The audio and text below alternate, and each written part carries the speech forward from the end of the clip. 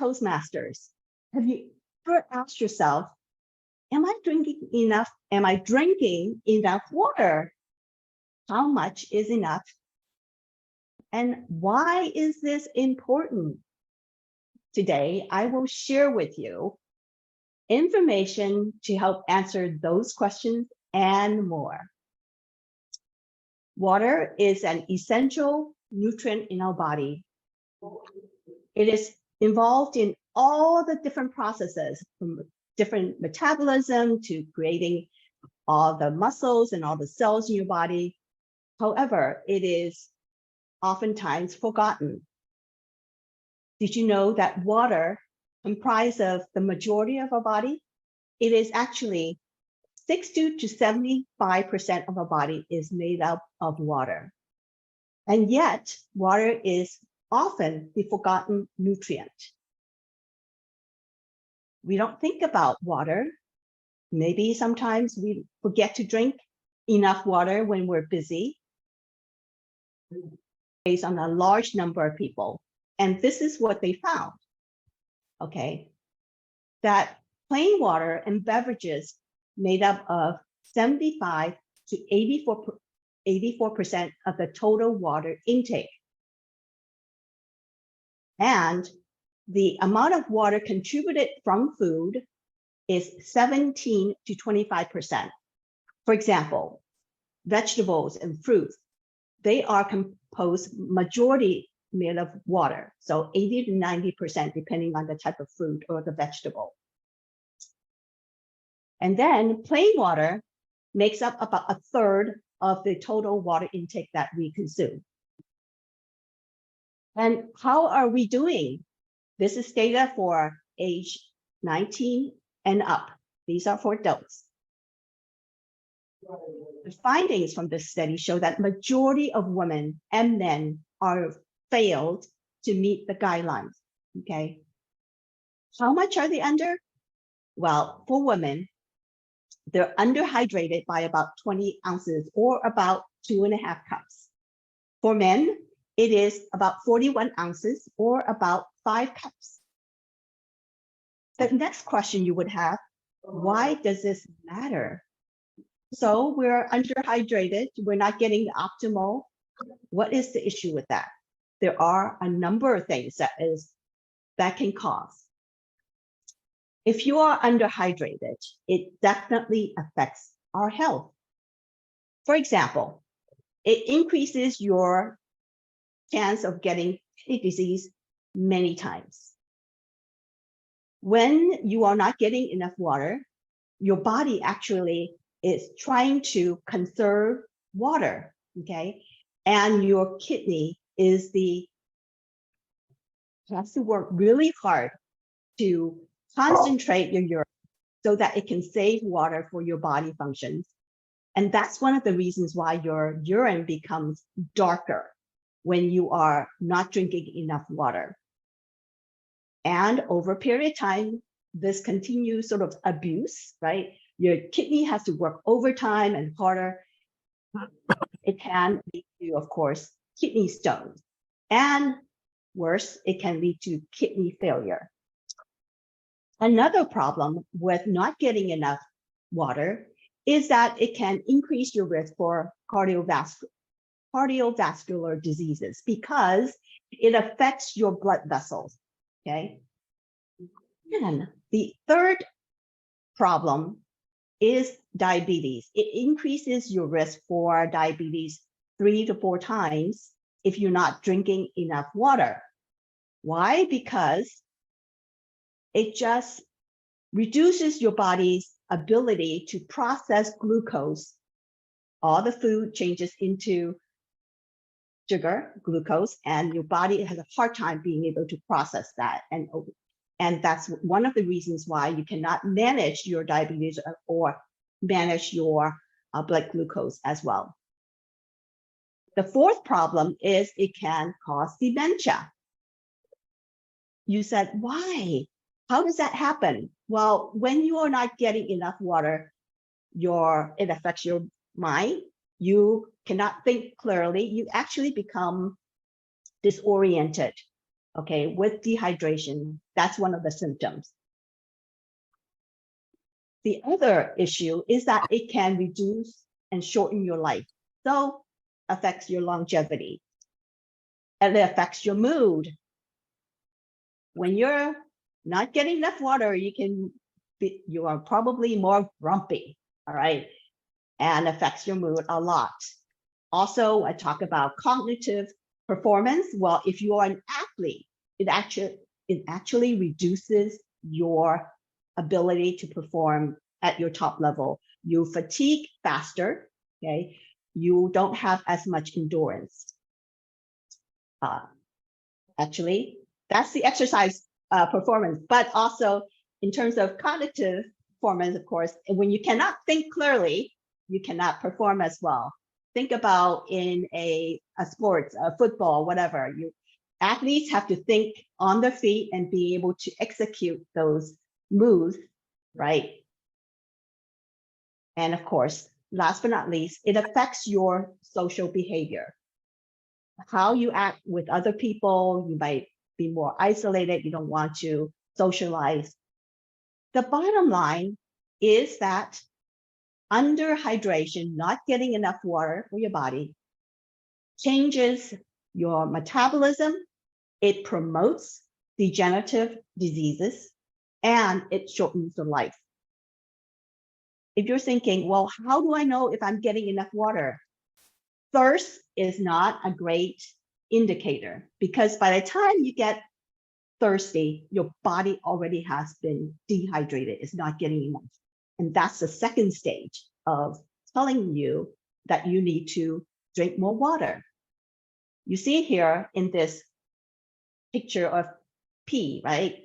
On the left side, the color is like lemonade. It shows that you're actually hydrated. On the right side, your pee is darker yellow. It's an indicator that you are underhydrated. Okay.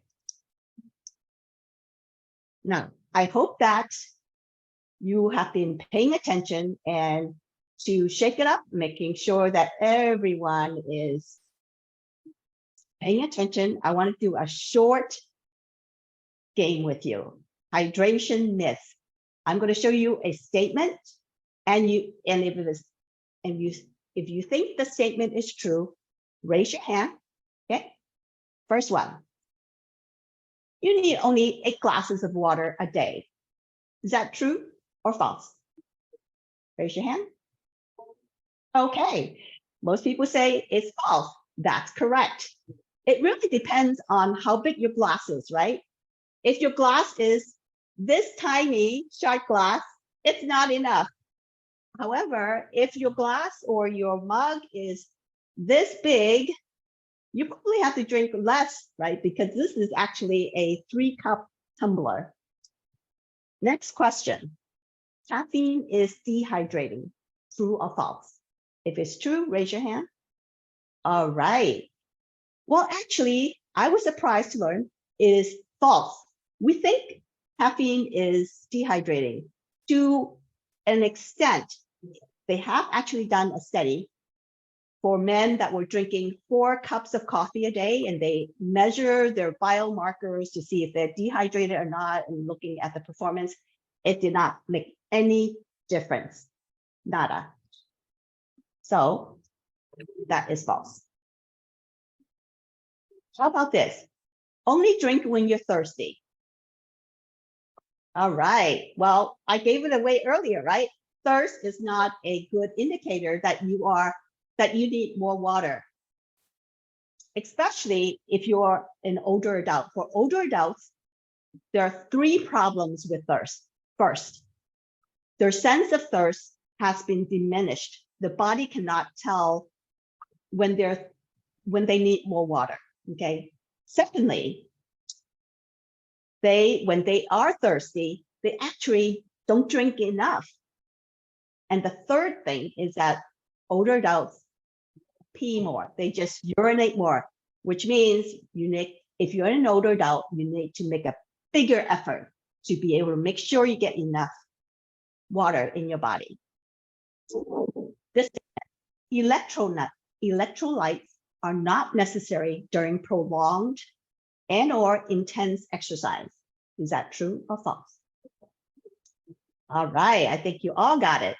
It's false.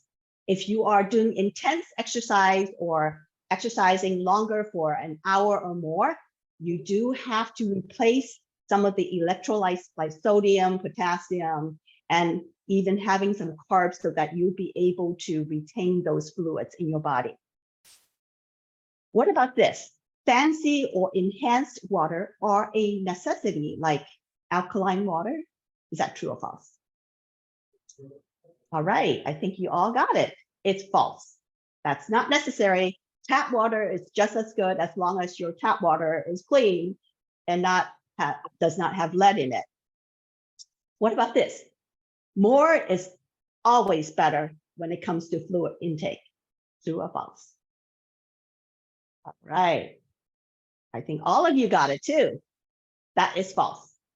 There is such a thing as too much fluid and too much intake, and that can cause health problems. But I think most people are not in that situation, so we don't need to worry about that too much. The next question is, how can we find out if we're getting enough water or not? Well, there are four easy questions you can ask yourself, okay? First one, are you thirsty throughout the day? And second question, do you feel weak or dizzy or lightheaded? If your answer is yes to these two questions, you're most likely underhydrated. Third question, and this is an easy and important one to keep in mind. How many times a day do you pee throughout the day? The recommendation is, excluding the first time that you urinate in the morning, you should pee 5 times at least, okay? Of course, this does not include days where it's really hot and where you have to drink a lot of water and you need to pee a lot more, okay? But on the average, in 24 hours a day, you should pee at least 5 times, not including the first time in the morning. And this last question is really the most practical in a way to help you identify if you're getting well hydrated or not. And that is, what is the color of your urine, right? Now, of course, people who are taking medication, that might change the color of the urine. But if you're not taking medication that affects that, then your urine color is a really good indicator. And here is a chart of the different urine colors. If your urine is light yellow or yellow, then your hydration is good. On the other hand, if your urine becomes darker yellow or even amber or brown or red, then you are dehydrated. And that is it's a really important sign for you to do something. And what can you do? There are many ways to get hydrated. Because if some of you I know has really good habits, like Matthew, I saw he has a big jug of water bottle by him, and other people also may be drinking throughout the day. But if you don't have really these good habits, hopefully you'll be able to incorporate them. For example, if you are doing strenuous or long-term periods of exercising, water alone is not enough. You have to, and it's recommended that you add some carbs, and usually some of these powders, right, that has electrolyte and maybe some sugar in it. It basically has carbs, but it should be 6% or less. It improves the sodium absorption in your intestine, and also it delays fatigue. The second thing, of course, when you have additional electrolytes like the sodium, potassium, and things like that, it can enhance your body's fluid retention and absorption. The third thing is that salty sweaters. Does that mean, when I first read it, I said, salty sweaters? No, people who sweat a lot, all right? And some people do. You know who you are.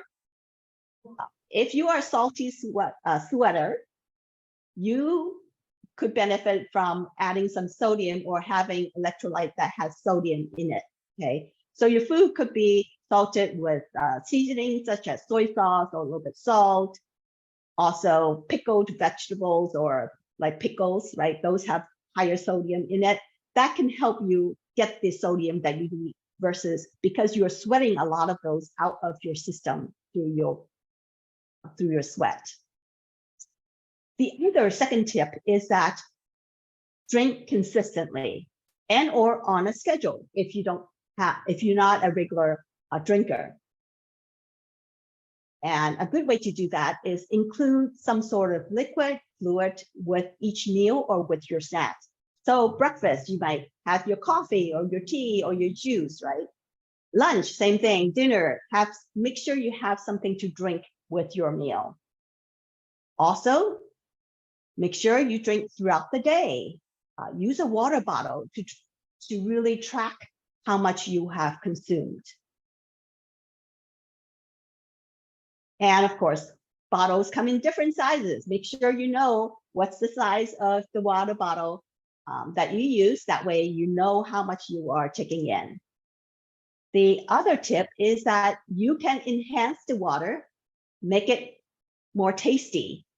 Tea, it could be herbal tea, it could other things. You can infuse your water with fresh fruits, herbs, and other kind of vegetable. That way, if it's tasty, right, and refreshing, you'll be able to drink more, okay?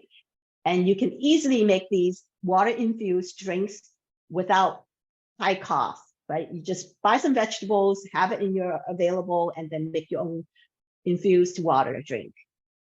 And the last tip to remember the fluid has to be in your body, so you're drinking it, and not on your body. Because while if it's on your body, it can cool you down on hot days, but it doesn't help you rehydrate. Right. And here are some smart beverage choices that you can have. Of course, water. You don't have to buy bottled water, especially in San Francisco. Our water is great and it tastes great. Save some money as well. You can have unsweetened tea or coffee. Anytime that you could reduce the amount of sugar and carbs in the drinks, you can help you manage your weight better without gaining the extra weight and exercising. You need to exercise a lot more for that. Also milk, right? Or soy milk, any of the type of milk that you can have. Also artificially sweetened beverages, or you can flavor it with your fruits and vegetables and herbs. And last but not least, beverages with nutrients, right? Like orange juice or sports drink. Those are great choices. Now that you know how much you need, what you need, one of the things is, how much do you need? I think I did not share that information with you. For men, let's go with women first. What is the recommended total water intake for women? It is 2.7 liters a day. How much is 2.7 liters? This big bottle is 2 liters. So for women, it is 1.5 of this bottle. And for men, it's 3.7 liters a day, about 2 of this bottle. It's a lot of water.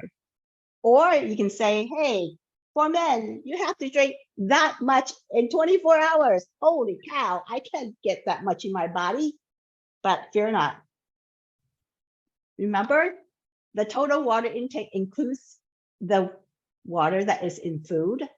So 17 to maybe 25%, quarter of your water intake can be from the food, especially if you're eating a lot of fruits and vegetables, right? Or drinking soup, things like that. That can have really help you get enough liquid. With that in mind, I would say it's important to make water a key nutrient in your daily meal, in your daily habits. So take some of the steps to be well hydrated That way you can reduce the chance of getting degenerative diseases like kidney problems, diabetes, heart disease, and so forth, or even dementia. And you can live longer and happier. So live long and prosper.